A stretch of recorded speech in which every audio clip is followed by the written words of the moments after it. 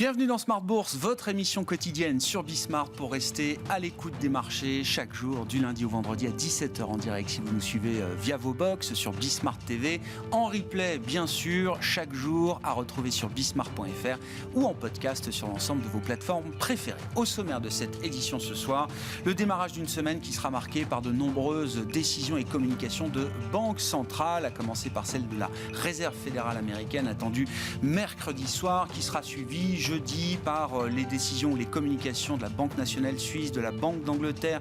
Nous aurons les banques scandinaves également, la Riksbank et la Norges Bank qui s'exprimeront cette semaine. Et enfin, la Banque du Japon qui, elle aussi, communiquera sa vision du monde au marché ce vendredi. Une semaine donc importante qui pourrait confirmer que la plupart des grandes banques centrales sont arrivées ou sont en train d'arriver au pic de leur taux directeur. C'est ce qu'on a retiré comme enseignement de la réunion de la BCE la semaine dernière. La Fed a déjà signalé qu'une pause était appropriée à ce stade, qui sera sans doute confirmée encore ce mercredi. La Banque d'Angleterre pourrait elle délivrer encore 25 points de base de hausse de taux pour rejoindre une banque centrale comme la BCE à un niveau de taux qui pourrait être maintenu en l'état pendant suffisamment longtemps pour s'assurer de voir l'inflation converger vers l'objectif de 2%. Du côté des marchés obligataires, on notera que les tensions sur les rendements obligataires sont toujours importantes, avec un 10 ans américain autour de 4,35 et un 10 ans allemand qui a dépassé les 2,70 aujourd'hui.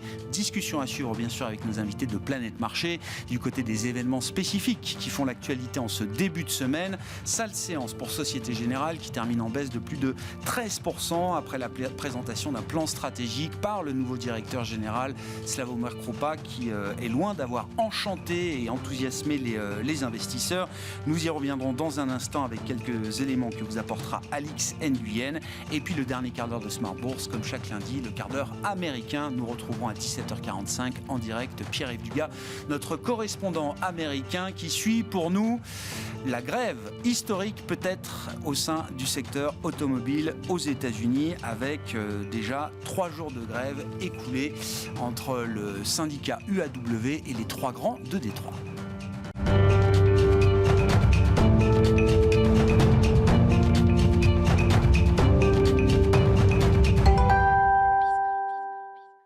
Tendance, mon ami, chaque soir en ouverture de Smart Bourse, les infos clés du jour sur les marchés, c'est avec vous, Alix Nguyen, avec ce début de semaine un peu difficile pour les indices actions en Europe et notamment pour le CAC 40. Oui, et plus globalement, ce sont les marchés européens dans leur ensemble qui démarrent la semaine sur une note négative, et ce, avant plusieurs réunions de banques centrales, dont la Fed, la Banque d'Angleterre et la Banque du Japon dans les prochains jours.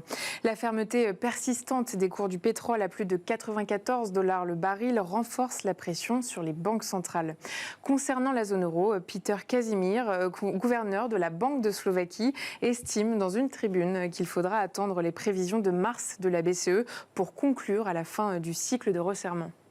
Et puis du côté des valeurs spécifiques, je le disais en introduction, c'est une lourde séance pour le titre Société Générale après la présentation des nouveaux objectifs de la banque. Et oui, un nouveau plan stratégique dévoilé un peu moins de 4 mois après la prise de fonction du nouveau patron Slawomir Krupa. Les objectifs fixés sont jugés conservateurs par les marchés. L'action chute de plus de 10%.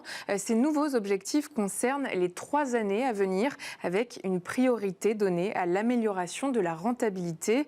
La banque vise une croissance annuelle des revenus comprise entre 0 et 2% en moyenne sur la période 2022-2026. Elle prévoit d'atteindre un ratio de rentabilité des fonds propres compris entre 9 et 10% à cet horizon. Le coefficient d'exploitation devra quant à lui être inférieur à 60% en 2026. Les engagements pris par Société Générale sont moins ambitieux que ceux annoncés il y a un an sous la direction de Frédéric Oudéa. On remarque que BNP Paribas et Crédit Agricole suivent et avancent dans le rouge. Et puis, baisse à signaler du côté de la tech également et de la hard tech spécifiquement, Alix. Oui, TSMC a jeté un froid sur les équipementiers. Le groupe taïwanais redoute un ralentissement de la demande pour ses puces. TSMC a notamment souligné que le récent boom entraîné par l'intelligence artificielle ne suffira pas à compenser les signes de ralentissement économique en général et de reprise poussive en Chine. Et puis à noter que ce lundi, Blackstone et Airbnb intégraient le S&P 500. Et bien pour l'heure, Blackstone avance en léger repli. Le titre Airbnb est quant à lui passé dans le vert. Tendance, mon ami, chaque soir, le résumé de la séance en ouverture de Smart Bourse avec Alix Nguyen qui nous accompagnait ce soir sur Bismart.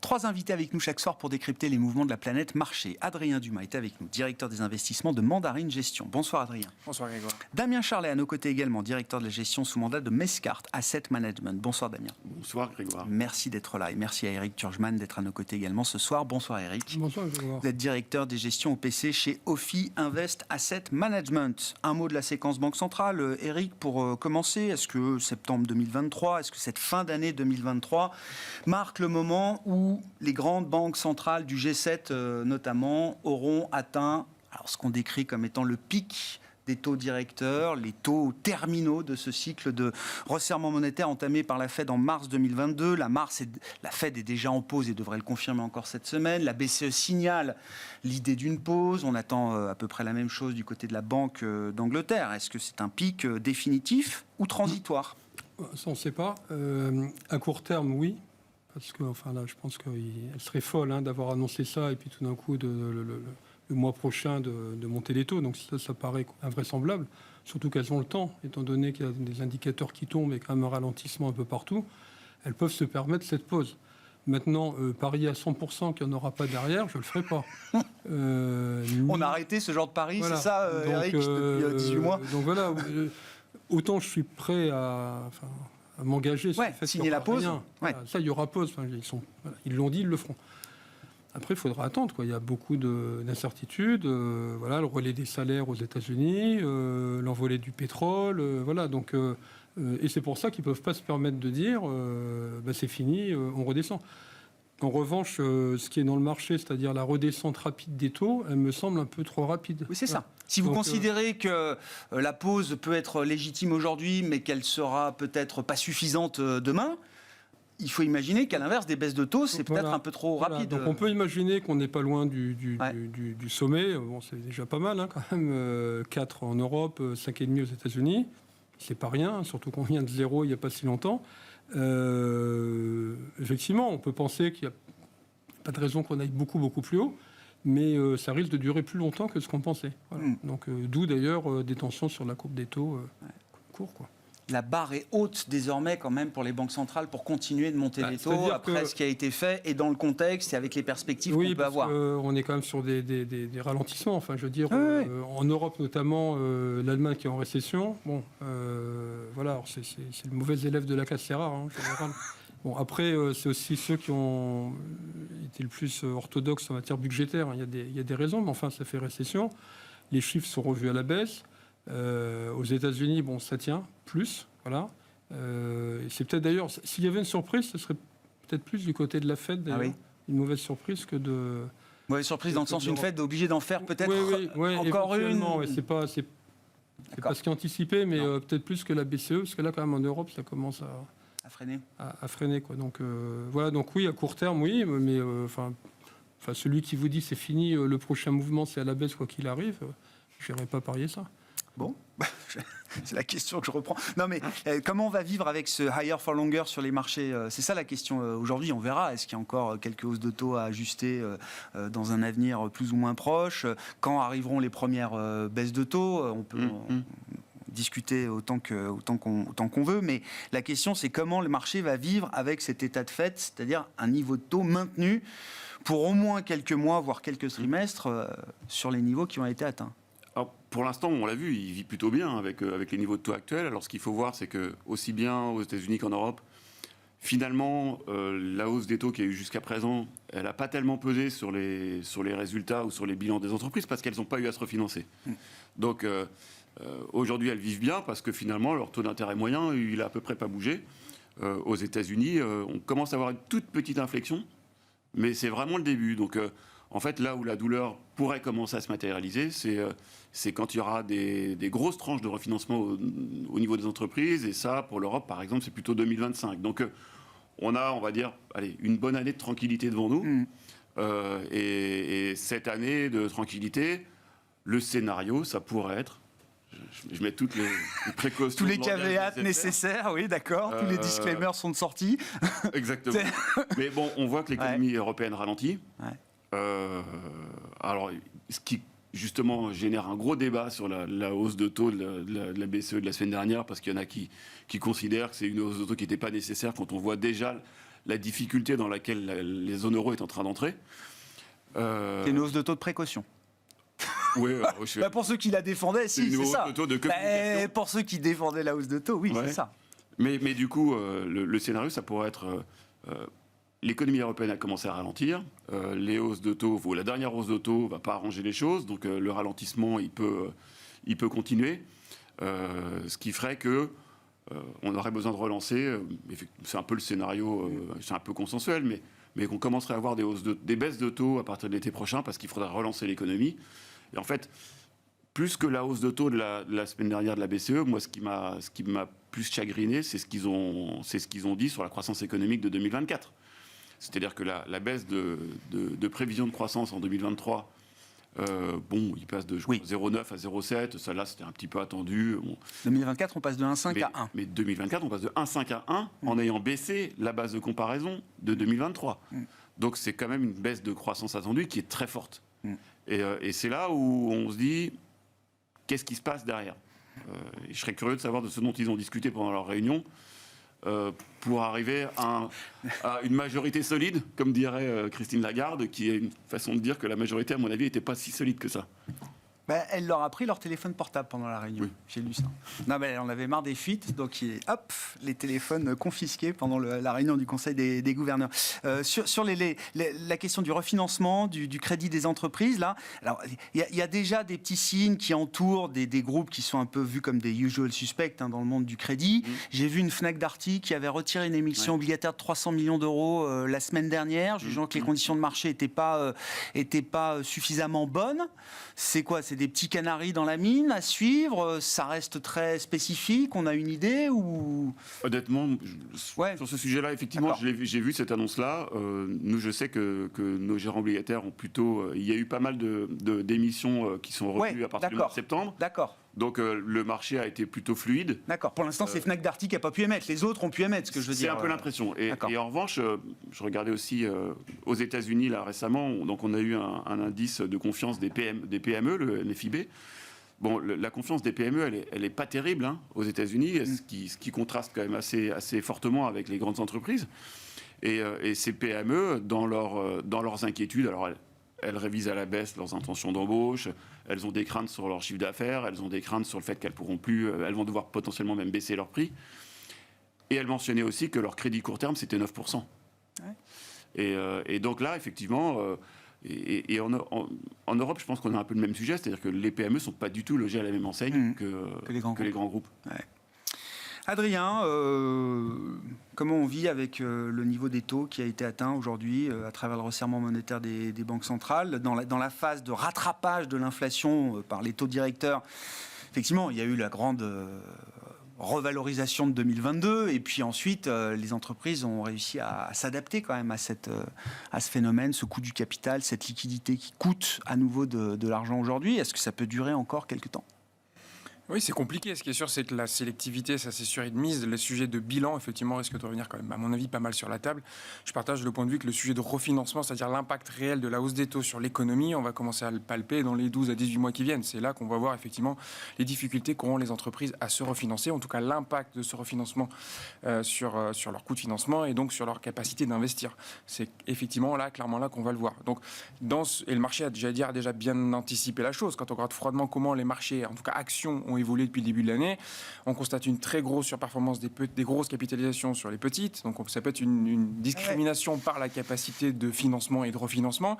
Les grosses sociétés de la technologie qui sont très porteurs des marchés. Alors il y a la thématique de l'intelligence artificielle qui a été un boost, mais c'est aussi dans la majorité les Seven Magnificent. C'est quand même des entreprises qui sont extrêmement rentables, assises sur des niveaux de trésorerie extrêmement importants, qui font, office quasiment de refuge par rapport à ces sujets de refinancement ou d'inflation ou de taux.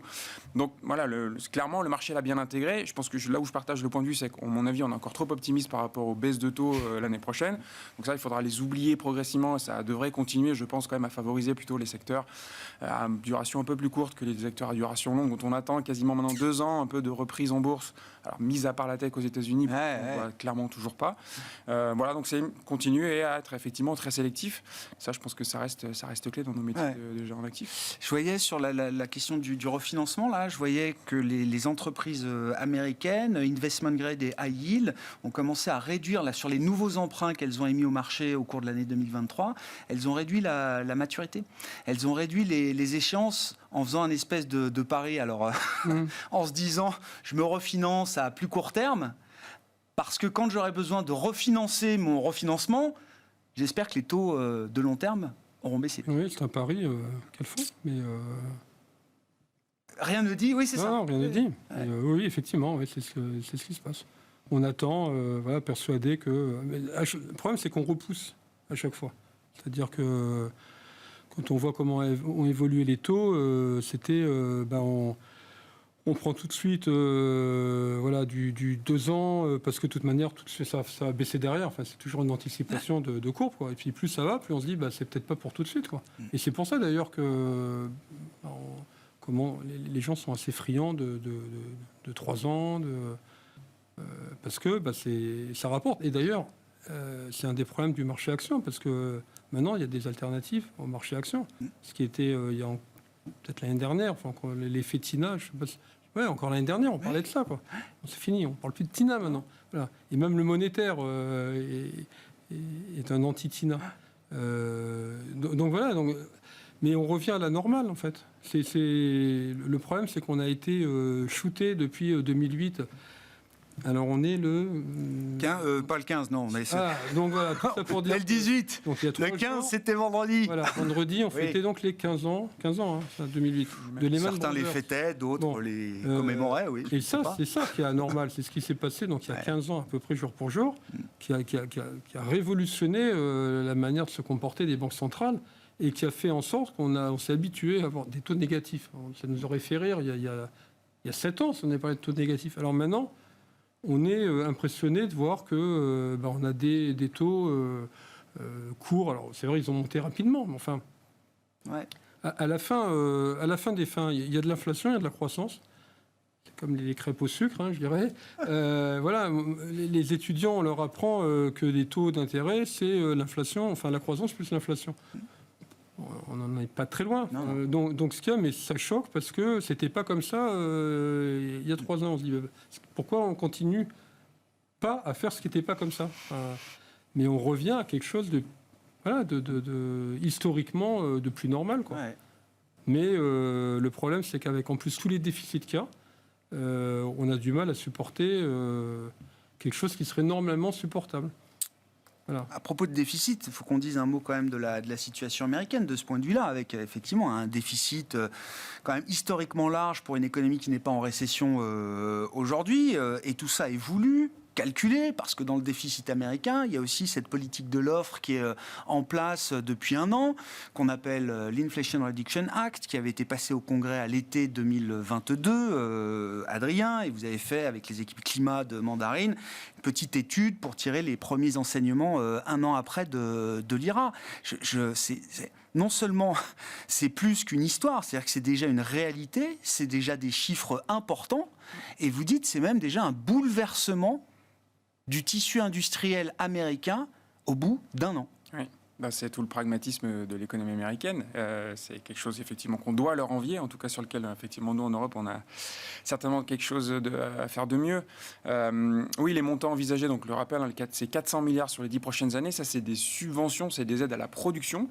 Et en fait, ce qu'on constate au bout d'1 an, c'est qu'à côté de ça, en fait, on a des acteurs privés qui ont eux-mêmes rajouté à cette enveloppe pour faire des investissements. Alors pour en partie bénéficier effectivement de ces subventions, ces aides à la production, mais c'est des montants qui sont déjà significatifs. On parle de quasiment 80 à 90 milliards en 1 an qui ont déjà été mis sur la table dans des projets industriels, création de capacités de production autour de tous les enjeux de transition écologique et énergétique. La majorité, c'est autour de la batterie, de l'efficience du bâtiment, des panneaux solaires ou des pompes à chaleur. Mais on a effectivement là vraiment des technologies qui sont en train de relocaliser sur le sol américain, qui créent des emplois. On parle de 80 000, 100 000 emplois assez visibles à horizon 12 à 18 mois créés par Oui, c'est pas des projections dans 30 ans, quoi. Non, c'est ça qui est incroyable, je trouve. C'est rapide. Ouais. C'est des technologies qui sont déjà assez compétitives en plus. Ce qu'on je trouve bien fait les États-Unis, c'est la capacité à s'ouvrir à des partenaires économiques non américains, puisque les Coréens, les Japonais notamment, qui sont des partenaires diplomatiques des États-Unis, au contraire de la Chine, sont venus et ont été invités à participer à cet effort d'investissement. Ils jouent le jeu et ça marche effectivement plutôt bien. Donc, et c'est des barrières douanières du coup qui vont continuer à être montées vis-à-vis des acteurs principalement chinois, peut-être un petit peu aussi européens sur certaines industries, avec un vrai effort de réindustrialisation. Je pense que c'est important parce que ce qu'on oublie, c'est que dans 4 mois s'ouvre quasiment déjà la campagne présidentielle américaine, qu'on a côté républicain toujours un Donald Trump qui truste les sondages, en tout cas parmi les primaires côté républicain. Et ce sujet de remise en cause ou pas de ce plan, il va être un peu important. Ce qui est sûr, c'est que là, quand on constate ces 86 milliards et les projets qui ont été sanctionnés, la majorité ont été sanctionnés dans les États républicains. C'est ça qui est Donc incroyable. les sénateurs républicains, en tout cas les membres du Parlement Ils côté sont piégés. républicain, voilà, ils ont promis en fait du dynamisme économique local, de la création d'emplois, et ils vont avoir du mal effectivement à remettre en cause ce plan qui est démocrate et qu'on met clairement dans l'efficacité des Bidenomics. On parle beaucoup de oui, parce qu'au-delà de l'ARA, il y a Build Back Better, il y a le CHIPS Act, il y a d'autres programmes en plus des 400 et quelques milliards de l'ARA. Et voilà, et les corporates américains jouent le jeu. C'est ça qui est flagrant, avec un vrai effort effectivement de relocalisation qui pour l'instant porte ses fruits. Vous l'écrivez, enfin vos équipes climat, de manière remarquable, l'ARA dirigée par les démocrates génère plus des 2/3 des emplois et 3/4 des investissements dans les États favorables aux républicains. Ouais. Le piège est refermé sur les républicains. Non, mais enfin, au-delà de la blague, ça veut dire que oui, le programme et ce bouleversement industriel, il est déjà ancré dans les territoires, comme on dirait chez nous. C'est ça, en France. Après, dans sa philosophie, il n'est pas très éloigné de Make America Great Again. En fait, j'allais dire, Joe Biden a quasiment implémenté l'objectif théorique de Donald Trump, qui était de limiter sa dépendance vis-à-vis de l'économie principalement chinoise. Pour l'investisseur, c'est un boulevard, c'est un no-brainer de se dire tiens, je suis l'argent public américain là où il va et je suis la thématique d'investissement sur lesquelles les États-Unis cherchent à être dominant, leader aujourd'hui. Et puis la question des déficits, on verra après. Parce que ça va devenir un sujet quand même, la question des déficits américains. Alors oui, ce sont les États-Unis, c'est le dollar, etc. Non, on revient toujours... surtout que les déficits, ça fait là, je ne sais pas depuis combien de temps on en parle, quoi. Oui, je sais. Oui. Bon. Oui, enfin, la zone euro en agrégé revient quand même assez rapidement à 3% de déficit sur PIB l'an prochain. Quand les États-Unis, on est peut-être encore sur un écartement du déficit. Mais d'une manière générale, les États, enfin globalement, sont très très forts déficit et on leur permet ce qu'on ne permettrait pas à des particuliers. Parce que d'un particulier qui serait, dans ce cas-là, enfin, il est en faillite. Bon. C'est un mot qui avait été prononcé. Oui, certains l'ont dit. Donc oui, on sait qu'il y a ce problème de déficit qui, d'une certaine façon, d'ailleurs, l'inflation arrangeait bien, quelque part, de pouvoir finalement régler un peu ce problème de déficit. Le problème, c'est qu'un peu d'inflation, c'est bien. Trop, ça fait peur. Ça bouscule trop. Ça bouscule trop. Ouais. Bon. Donc oui, on vit avec ça. Donc soit on continue à faire comme ça du dérapage, mais là dans ce cas-là ça finit mal. Voilà. Soit on essaye effectivement de les résorber et c'est au prix d'une croissance plus faible. Mais à chaque fois, il s'est quand même passé qu'ils n'ont pas de chance, on va dire, nos gouvernants. C'est qu'à chaque fois qu'ils essaient de faire un effort, boum, il y a le Covid, boum, il y a l'Ukraine. Et donc il faut laisser ouvrir les vannes, quoi. Donc, et on ne peut pas le reprocher. Si pendant le Covid, on avait cherché encore à resserrer, ça aurait été une catastrophe. Bien sûr. Et du coup, ça creuse. Ouais.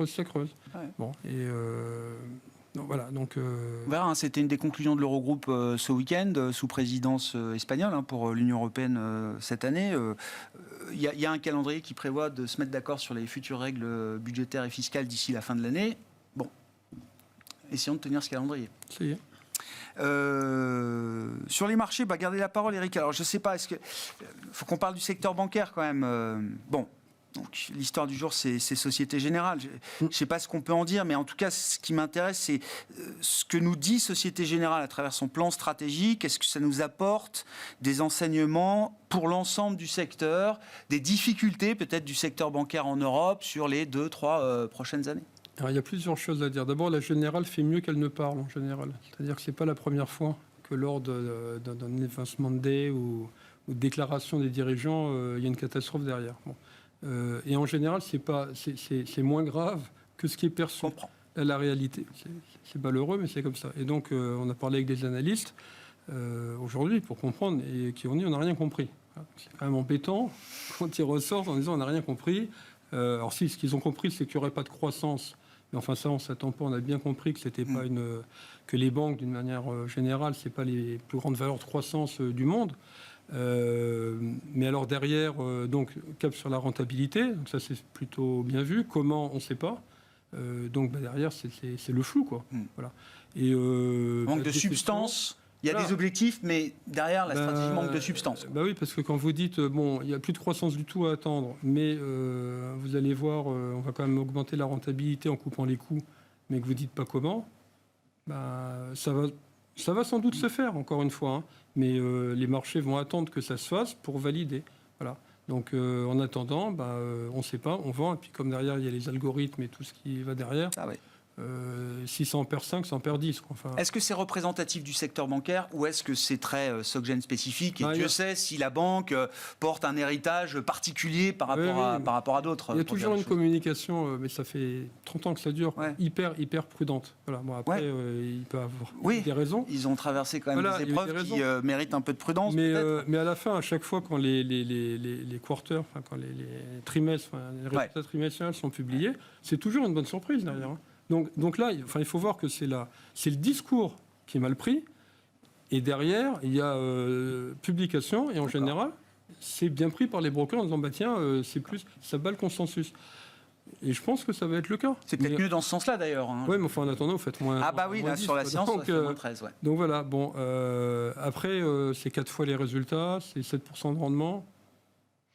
Bon, il faut vraiment que derrière, quand vous êtes à 4 fois les résultats, vous pouvez vous permettre de revoir les résultats en baisse d'un certain montant pour justifier un PE de 4. Donc, je ne suis pas particulièrement inquiet, quoi. Mais c'est toujours rageant, surtout pour celui qui a fait le titre avant-hier. Ouais. C'est encore une fois, c'est une histoire très spécifique à Société Générale, ce qui se passe aujourd'hui sur le marché, ou est-ce que c'est un signal aussi que les difficultés pour le secteur bancaire sont peut-être encore à venir, j'en sais rien. Secteur bancaire qui, en termes de performance boursière, résiste bien. Hein. Enfin, je veux dire, après les coups de massue, il se prend en continu sur la tête. C'est un secteur qui est en performance positive à 2 chiffres depuis le début de l'année en Europe. Hein. On est largué des dividendes très importants en plus. Oui, bien sûr, c'est ça. Oui. Mais c'est un secteur historiquement mal aimé. Maintenant, est-ce que Société Générale est représentative du secteur? J'en suis pas convaincu. De moins en moins. Non, vraiment, j'en suis pas convaincu. D'ailleurs, ces derniers mois... Il ne faut pas faire un riz de crosse sur le secteur de ce que Société Générale nous dit aujourd'hui. Non, en fait, Société Générale, notre perception, c'est que depuis... on va dire depuis 12-18 mois, de toute façon, c'est perçu comme une histoire de restructuration. Donc, c'est assez particulier. Bon, ça reste une banque, mais c'est quand même perçu comme une histoire de restructuration. Donc, quand le nouveau président fait sa première intervention, mais en tout cas, une de ses premières vraies... Mes grands rendez-vous face au marché, si, oui. Alors, il fait comme tout bon nouveau patron fait, c'est-à-dire il fait l'équivalent d'un kitchen sinking, c'est-à-dire qu'il va être ultra prudent, pour surtout pas décevoir lors des prochaines publications, pour pas perdre la crédibilité tout de suite. Donc évidemment, il prépare les bonnes surprises de demain, quoi. Oui. Maintenant, c'est vrai qu'en plus, là où il s'est peut-être un petit peu trompé, c'est que Société Générale souffrait historiquement justement d'une volatilité sur les résultats très importante, notamment liée à sa banque d'affaires. Et c'est une des raisons pour laquelle historiquement, elle a toujours eu une décote, parce que on savait jamais très bien ce qu'ils allaient publier avant qu'ils publient. Et donc, je pense que ils ont voulu... Après, la BFI de Société Générale, elle n'a jamais été aussi petite qu'aujourd'hui, pour dire les choses, là, quand même. Il y a des BFI beaucoup plus grosses ailleurs, en Europe, chez d'autres banques européennes, chez SocGen, c'est quand même... Mais c'était très volatile. Ouais. Et là, je pense qu'il a voulu être particulièrement prudent et dire aux investisseurs, ça, c'est terminé. Maintenant, on va avoir de la régularité, vous allez avoir une banque défensive, ou une banque visible, prévisible, un peu à la BNP. Et aujourd'hui, ça ne s'est pas très bien passé à cause de ça. Bon. Mais je ne pense pas que ça soit représentatif. Maintenant, sur le secteur bancaire... De l'intérêt d'avoir des banques aujourd'hui ou pas ? Factuellement, les banques, elles se sont bien tenues cette année, ce qui est déjà exceptionnel, parce qu'il n'y a pas beaucoup de belles années le secteur bancaire surperforme. Hein. Il n'y a pas beaucoup de belles années pour le secteur bancaire. Et elles surperforment alors qu'il y a eu la crise bancaire américaine au mois de mars. Donc, ce qui est vraiment qu'elles ont réussi à s'en remettre, ce qui n'est pas évident. Et puis, de manière factuelle, on a révisé à la hausse les bénéfices de 30%. Ouais. Les cours ont monté de 12%. Allez, on va dire, là, je parle de l'indice. L'indice a progressé de 10-15%. Donc, ça veut dire que cette année, les banques, elles se sont dévalorisées de 10%. Ouais. Voilà. Ouais. Donc, vous avez un secteur... alors que les taux montent. C'est communément exactement accepté que quand les taux montent, c'est quand même plutôt favorable pour leur marge. Ça se retrouve dans leurs résultats. Et malgré ça, elles se dévalorisent. Donc, elles ont bien tenu. Mais on est sur des niveaux de valo complètement absurdes. Et le factuel, ça peut tenir face à la crainte, à l'inquiétude d'une récession ? Parce que la psychologie de marché sur le secteur bancaire, ça peut jouer un rôle important, voire déterminant également. Oui, est-ce que ça peut tenir J'espère que ça va tenir, mais malheureusement, en se fiant à l'historique, ça ne tient pas souvent. En fonction du cours du risque qui va être publié, c'est ça qu'on attendra. Mais à chaque fois, c'est des surprises plutôt positives. Parce qu'on se dit, qu'est-ce qui va nous tomber dessus avec ce qui arrive ? Et à chaque fois, le coût du risque est limité. Et sans mentionner ce qu'on a peut-être vu tout à l'heure, c'est-à-dire qu'on n'est pas à l'abri que la BCE vienne leur demander de l'argent pour être un peu plus restrictif. Parce que tout à l'heure, on a parlé de hausse d'auto, mais on n'a pas parlé de baisse de bilan, qui sont l'équivalent de hausse de taux, et on sait que les banques centrales sont en train de baisser leur bilan en plus de monter les taux. Oui, et puis il y a les taxes opportunes, ici et là, en Italie, en Espagne, etc. Bon, secteur bancaire... Mais c'est un secteur que j'aime bien. Oui, non, je comprends, mais on a du mal à le dire, mais factuellement, il y a des atouts aussi dans ce secteur bancaire. D'accord ou pas avec ça, Adrien ? En tout cas, c'est un des rares secteurs où on révise encore à la hausse les perspectives bénéficiaires. Oui, complètement, et qui a ouvert quand même depuis quasiment 2 ans maintenant une porte de retour à l'actionnaire, de possibilité de verser du dividende, de faire du rachat d'actions. Voilà, donc ça a quand même été très porteur. Effectivement, ça doit être la 2e année consécutive. Je pense que les banques sont un secteur nettement surperformant. Donc, il traduit bien le fait que tous ces éléments étaient plutôt positifs avec un scénario de taux effectivement dans le bon sens. Après, moi, je mettrais un petit bémol sur... on sait qu'on va ouvrir 2024-2025 des sujets importants sur les dettes publiques. On parlait de régulation. C'est quand même souvent le secteur, effectivement, qui est appelé à contribuer si on a des sujets. L'inflation se réduisant, l'assiette fiscale se réduit. On va avoir des sujets de refinancement pour les États importants. Je crois que c'est surtout l'Italie 2024 et la France 2025, je crois, en termes d'échéance de refinancement.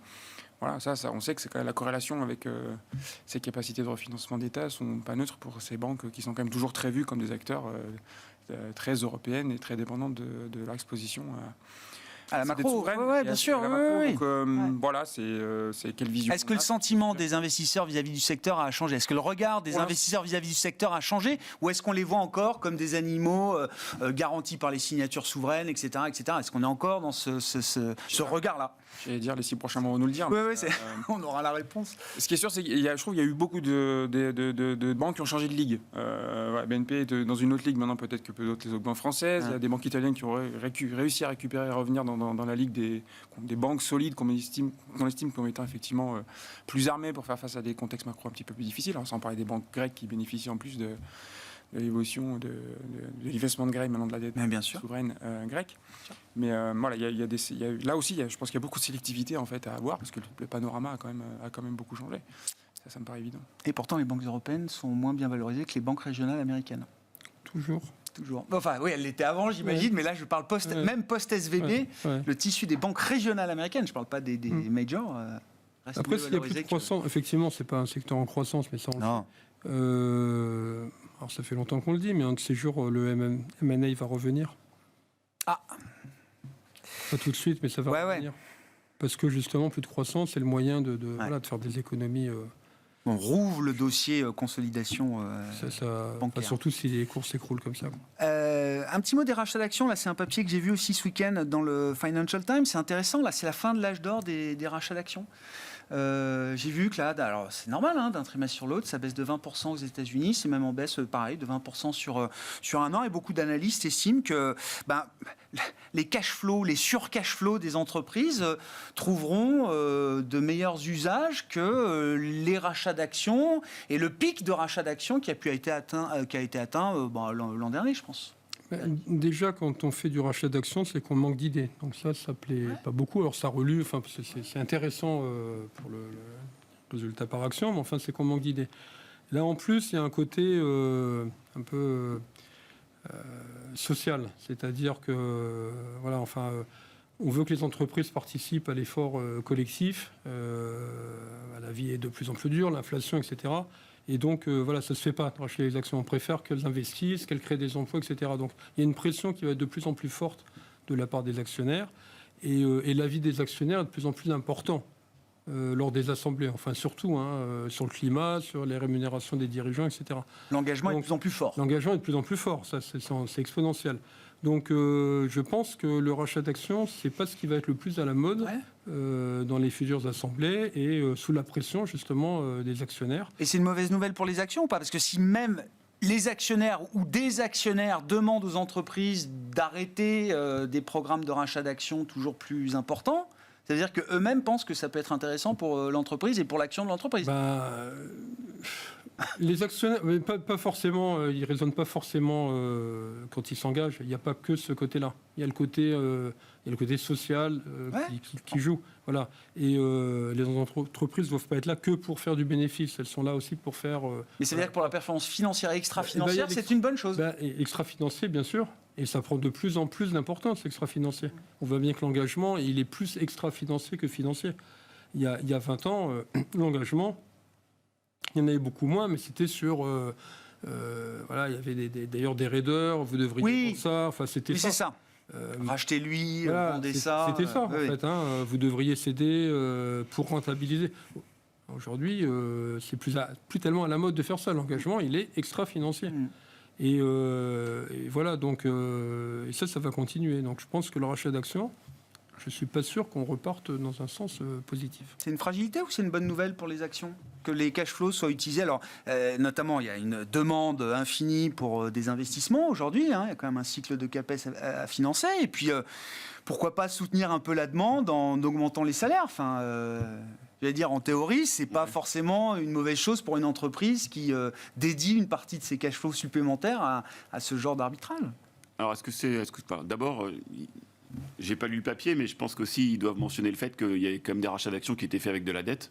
Oui, bien sûr. Non, mais les taux, etc., expliquent effectivement qu'il y a financer des programmes de rachat d'actions, c'est moins évident aujourd'hui. C'est moins rentable. Sûr et certain. Je vais peut-être paraître un peu pessimiste, mais je suis pas complètement convaincu que la motivation derrière l'arrêt des rachats d'actions, ça soit de distribuer aux salariés. Je pense que les États-Unis sont quand même encore très largement drivés par le rendement à l'actionnaire et par le rendement de la société. Il y a les investissements aussi à faire. C'est moi qui dis les salaires, mais il y a aussi la partie CAPEX à financer. Alors, la partie CAPEX, ils ont toujours réussi à la financer en faisant des rachats d'actions. Et si l'économie ralentit, il n'y aura pas besoin de faire des CAPEX supplémentaires. Donc, on va voir. Moi, je ne sais pas ce qu'ils vont faire avec l'argent qu'ils n'utiliseront pas pour le rachat d'actions. Donc, il faudra voir ce qu'ils font avec cet argent-là. Mais on ne fait pas boire un âne qui n'a pas soif. Donc l'augmentation des investissements, si jamais l'économie n'accélère pas, je ne vois pas trop. Donc ils augmenteront le dividende, quoi. C'est possible. Non, mais c'est possible, oui. Oui. C'est la contrepartie, oui, bien sûr. Ou alors ils se désendetteront parce qu'ils verront arriver les refinancements et qu'ils n'ont pas envie de payer un refinancement à 6%. Adrien. Un peu de M&A, on se souhaite un peu de M&A. On disait que les petites capitalisations étaient très en retard par rapport au large cap en termes de performance. Leur niveau de valo, quand on la regarde historiquement, c'est quand même assez intéressant. Donc il y a certainement aussi la volonté d'aller chercher des petites pépites technologiques. Voilà, on a eu quelques opérations en Europe récemment qui montrent que oui, il y a des entreprises qui cherchent à racheter des petites sociétés cotées parce qu'elles ont aujourd'hui une des petites ou des moins petites. Alors là, c'est Bouygues sur Colas. Aujourd'hui, ça reste dans le gros. C'est un univers, ça fait 10 ans que c'est le serpent de mer et on attendait. Voilà, c'est fait. On a vu, je sais pas, Kingspan qui en un mois vient de faire 2 acquisitions de petites entreprises qui étaient cotées en bourse. Il a pris une participation, ils ont fini par la sortir. Voilà, donc c'est des gens qui feront plus de buyback, mais qui vont plutôt acheter des entreprises. Est-ce que ça fragilise les cours de bourse ou pas de moins faire de buyback maintenant que le monde a été quand même là aussi un peu habitué à ces programmes de rachat d'actions qui ont été ce qui est sûr, c'est que massifs. ça traduit, on voit bien que la réaction sur ce genre d'opération est assez neutre, voire négative. Donc ça traduit bien le fait que les investisseurs, pour reprendre ce que je disais tout à l'heure, sont prudents et préfèrent continuer à accompagner des entreprises qui ne prennent pas de risques à l'heure où on se parle, qui ne sont pas en train de s'endetter, qui ont plutôt des niveaux de dette, et des niveaux de dette bas, des niveaux de génération de cash assez visibles, plutôt que d'accompagner des entreprises qui ont le pied sur l'accélérateur. Parce qu'effectivement, avoir le pied sur l'accélérateur aujourd'hui en termes d'investissement de CAPEX, alors qu'on se dit que l'économie mondiale commence ralentit, ça peut en tout cas poser des questions à certains actionnaires. Si on est là pour le moyen et long terme, on ne se pose pas ces questions-là, mais en moyenne, oui, les réactions sont plutôt négatives sur ce genre d'opérations ces derniers mois. À propos d'opération, un mot de l'introduction en bourse de ARM en fin de semaine dernière, Adrien. Alors, il y a eu 2 très belles séances. Ouais. Et puis, effectivement, on n'est pas loin de revenir déjà là sur le niveau du cours d'introduction qui était fixé à 51 $. On est encore un peu au-dessus. Hein. Ouais. Bon, l'introduction en bourse était bien préparée. Donc, ARM, c'est racheté par SoftBank en 2016. Ils ont essayé de la vendre pour partie, voire pour entièreté à Nvidia. Ça a été impossible de le faire puisque d'un point de vue régulatoire aux États-Unis, on a considéré que ce n'était pas possible. En tout cas, les clients de ARM considéraient que ce n'était pas possible. Ça allait créer un oligopole trop important. Et donc, la solution qu'a trouvée SoftBank, c'est effectivement l'introduction en bourse. Pourquoi je dis que ça a été préparé ? Parce que, vous le savez, SoftBank est sous énorme pression en termes d'exécution par rapport à toutes les acquisitions qu'ils ont fait dans leur fonds qui s'appelle Vision Fund, qui est donc le plus grand fonds de prise de participation dans la technologie et qui sort de 2 gros marasmes en termes de performance que sont DoorDash et WeWork, avec des dépréciations extrêmement importantes. Et donc, il était important pour SoftBank de réussir cette introduction en bourse, voilà, qui s'est faite du coup à un prix, on va dire, plus bas que ce qu'on anticipait, qui a amené à cette hausse de quasiment 25% par rapport au prix des émissions et en comportement les premiers jours qui a été plutôt positif. Après, quand on regarde la valorisation, on est quasiment sur les multiples d'Nvidia aujourd'hui, alors qu'on a, à mon sens, en tout cas, pas autant d'affirmations sur le fait que ARM est effectivement extrêmement bien positionné par rapport à la thématique de l'intelligence artificielle. C'est pas le même gagnant que Nvidia sur les nouvelles étapes de l'IA aujourd'hui, en tout cas. Ça mérite d'être plus affiné, effectivement. Ils viennent avant tout du mobile. Hein. Leur technologie vient principalement du mobile, peut-être un peu moins largement d'autres, et notamment des data centers comme l'Nvidia. Donc oui, ça demande un peu plus de confirmation pour déjà mettre les mêmes multiples de 26 fois chiffre d'affaires et quasiment 100 fois les résultats sur ARM que sur Nvidia. En tout cas, c'est comme ça que je le verrai aujourd'hui. Bon, ça confirme l'appétit quand même pour l'IA générative, le succès de l'introduction en bourse, ou le fait que ça revienne très vite sur le niveau du cours d'introduction en bourse, c'est l'idée qu'on a marqué peut-être une première étape déjà dans l'enthousiasme autour de l'IA. Sur l'IA, non, ça va continuer. Ouais, de toute façon, comme alors, on va revenir aux années 2000, 23 ans en arrière, on sentait bien qu'il y avait quelque chose qui se passait. Dès lors qu'on était plus ou moins concernés, les entreprises montaient, il n'y avait pas que des gagnants, ça a mal fini. Là aussi, ça finira mal pour pas mal, mais il y aura... oui, bien sûr. Bon, est-ce que c'est Nvidia, est-ce que c'est d'autres bon. Mais par contre, l'intelligence artificielle, c'est parti, et ça, là, c'est pas une chimère, quoi. C'est important, il y aura des conséquences négatives pour l'emploi, des conséquences positives pour l'emploi, parce que finalement, on peut tout dire. Voilà, il y a des gagnants et des perdants. Enfin, je pense aux salariés, parce que la technologie détruit des emplois, mais elle en crée. Il y a plein de métiers aujourd'hui, on n'aurait jamais imaginé qu'ils existaient il y a quelques années. Dizaine d'années. Donc voilà, donc ça, c'est une vraie révolution. Et les gagnants seront très, très, très gagnants. Mais moi, je ne les connais pas. Enfin, je ne suis pas sûr de... Voilà. Ouais, je comprends. Et évidemment, comme on veut, tout le monde veut être dans tous ceux qui, ont la chance d'être là-dedans. Ils ne seront pas tous gagnants. Voilà. Petit tour de table pour conclure rapidement. Eric, logique d'investissement, est-ce que, cash, ok, on a commencé là-dessus, il y a du rendement, il y a des alternatives aux actions. Ouais. Ça veut dire quoi ? Ça veue dire qu'il faut avoir le moins d'actions possible, il faut en avoir quand même encore Nous, on publie tous les mois une grille avec des curseurs. Bien sûr. Donc, je l'avais dit la dernière fois, mais fin janvier, on était repassé légèrement négatif sur les actions. Pas complètement écrouler la grille, mais légèrement en dessous de la neutralité. En se disant, alors le marché européen n'est pas cher, intrinsèquement, quand on est à 11 ou 12 fois, c'est pas cher. Le marché américain n'est pas donné, mais on sait pourquoi, parce que tiré par les méga caps qui... Oui. Voilà. Bon, mais en tout cas, le marché européen n'est pas cher. Le problème, c'est que là, quand même, les entreprises continuent à être très, très bien portantes. Il y a eu des séminaires, là, elles continuent à pas voir de révision. Mais ça a été dit, à un moment donné, la hausse des taux, enfin, on va bien avoir un frein quelque part, et on peut commencer à revoir légèrement en baisse les espérances de hausse des résultats. Je ne dis pas en baisse les résultats. Et on voit bien quand Société Générale dit voilà, la croissance, on va peut-être pas faire 2, on va faire entre 0 et 1. Badaboum, LVMH qui revoit légèrement en baisse. Bon. Donc, si on a ça, le problème, c'est que quand vous êtes à 12 fois les résultats, c'est pas cher, mais quand vous commencez à revoir à la baisse, vous ne savez pas jusqu'où. Et donc, vous pouvez penser que vous les payez en fait 16 fois ou 20 fois ou 30 fois, vous ne savez plus. C'est le vide, quoi. Donc, il peut avoir cette crainte. On est peut-être dans ce moment-là. Il peut avoir ça, quoi. Donc, voilà, donc on préfère le high yield, voilà, pour tout dire. Il y a du portage, pendant ce temps, le temps passe et vous encaissez. Ouais, les produits de taux, effectivement, avec des émetteurs pas forcément d'ailleurs les mieux notés. On peut aller prendre du risque quand même sur ce marché du crédit. En diversifiant bien, vous aurez peut-être un mauvais coup, mais enfin, si c'est diversifié, vous n'aurez pas 30 mauvais coups. Damien, logique Nous, d'investissement. on n'a pas changé d'opinion par rapport aux dernières fois où on s'est vu. C'est-à-dire qu'effectivement, nous, on préfère aussi l'obligataire, et notamment le high yield. Surtout au début qu'on préférait le high yield parce qu'en anticipation de hausse de taux, le high yield est moins sensible aux hausses de taux. L'idée aujourd'hui, c'est que effectivement, on encaisse du coupon avec, à notre sens, pour l'instant en tout cas, à moins d'une très mauvaise surprise sur l'inflation, un risque de taux qui est relativement faible. Le high yield, il a fourni 6% depuis le début de l'année, en 9 mois. Il n'y a pas de raison que ça ne continue pas. Le portage est à peu près le même qu'au début d'année, sauf qu'on est pratiquement à 7. Donc ça nous va très bien. Et sur les actions, pour l'instant, on n'a pas de crainte particulière. Mais en même temps, quand on attend 11% de croissance des bénéfices aux US sur 2024 et 6 ou 7 en Europe, ça laisse pas beaucoup de marge, à notre avis, pour qu'on ait un momentum positif sur les révisions, et ce qui, à notre sens, sera nécessaire pour que le marché monte. Donc, le marché action, il risque de rester dans les mêmes eaux pendant encore quelques semaines. Donc, on privilégie l'obligataire. Adrien, chez Mandarine, action, quel type d'action est-ce qu'on trouve encore intéressante par rapport à des alternatives très crédibles aujourd'hui dans le monde obligataire et des produits de taux notamment? Ça, c'est sûr que la concurrence est nouvelle. Nouvelle.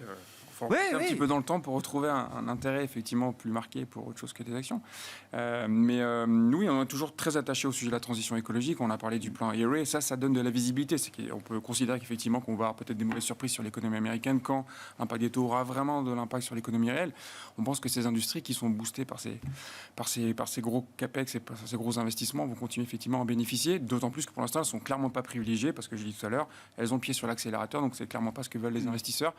Après, on peut aussi commencer, je trouve, à reconstruire des positions longues sur des toutes petites capitalisations. En Europe, on a des niveaux de valorisation qui sont extrêmement faibles.